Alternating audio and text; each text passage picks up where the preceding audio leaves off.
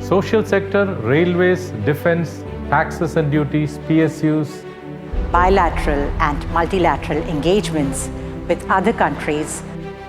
The most complex missile development program,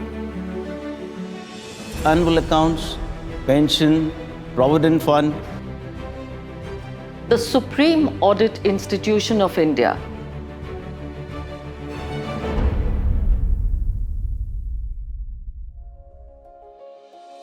The Comptroller and Auditor General of India is an independent constitutional authority that is neither part of the executive nor of the legislature.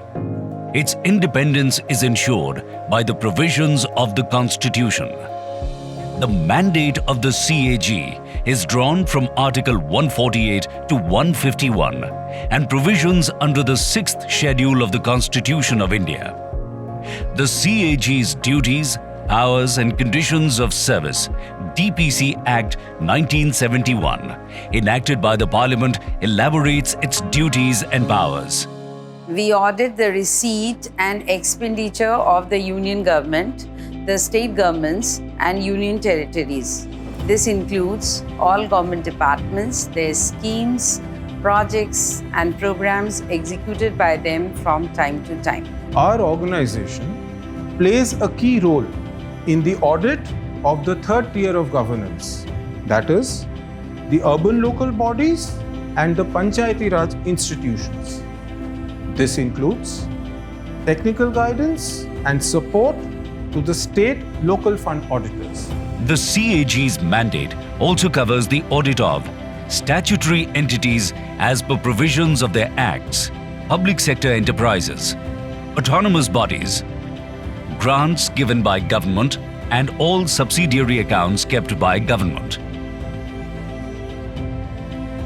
The gamut of auditing is discharged by conducting 3 different types of audit, which comprise CAG's primary responsibility. In financial audit, we express an opinion on whether the financial statements of an entity represent a true and fair view of its financial situation and are free from material misstatement due to fraud or error. Compliance audit is an independent assessment of whether the activities and transactions of the auditee are in compliance with the applicable laws, rules and regulations. Deviations are highlighted in our reports. We conduct performance audit to examine whether operations, activities, schemes and programs are functioning in accordance with the principles of economy, efficiency and effectiveness. The audit reports of CAG are submitted to the President of India and state governors. Thereafter, they are placed in the Parliament and state legislatures, who refer them the Public Accounts Committee and Committee on Public Undertakings for examination and recommendations for corrective action. During the financial year 2021-22, the CAG audited 28,964 units, issued 7,912 audit certificates and submitted 186 audit reports to Parliament and state legislatures. We prepare the annual accounts of the states. The annual accounts comprise the finance accounts and the appropriation accounts. These accounts are prepared from the data, which is electronic, documents and vouchers which are provided by the treasuries and other offices of the state government. Finance accounts show the receipts and expenditures under various functions and bring out the overall fiscal position.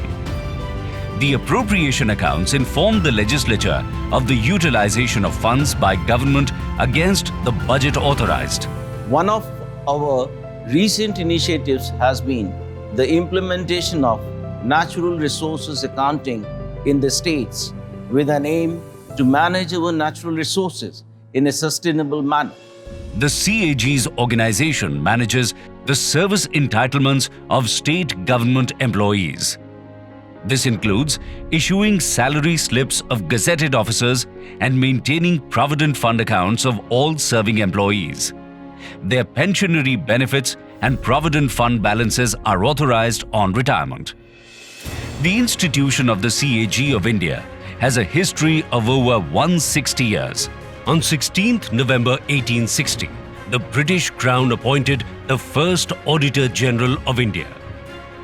The role of the CAG in ensuring accountability of the executive to the legislature was enunciated by Dr. B.R. Ambedkar during the Constituent Assembly deliberations. I am of the opinion that this dignitary or officer is probably the most important officer in the Constitution of India. He is the one man who is going to see that the expenses voted by Parliament are not exceeded. He should be certainly as independent as the judiciary. Shri V. Narhari Rao became the first Indian CAG after independence. There have been 13 incumbents since then. The President of India appointed the present CAG, Shri Girish Chandra Murmu, in August 2020. Our headquarters are in New Delhi, with 132 offices spread across India and 5 overseas offices. We have a total strength of 41,700 employees. They are trained in our 15 training centers. In the last 4 years, we have conducted over 2,000 training courses covering 50,000 personnel. The CAG also has an active presence in the arena of international audit. We've been auditing the United Nations and its organizations since 1993. We play a key role in international organizations, the INTUSI and ASSOCI. We have conducted around 300 training programs for 8,500 international participants from 149 countries of this world. These training programs have primarily been in the areas of information technologies and environment audit. The statements of vision, mission, and core values serve as the guiding beacons for the discharge of multitudinous duties mandated to the august institution.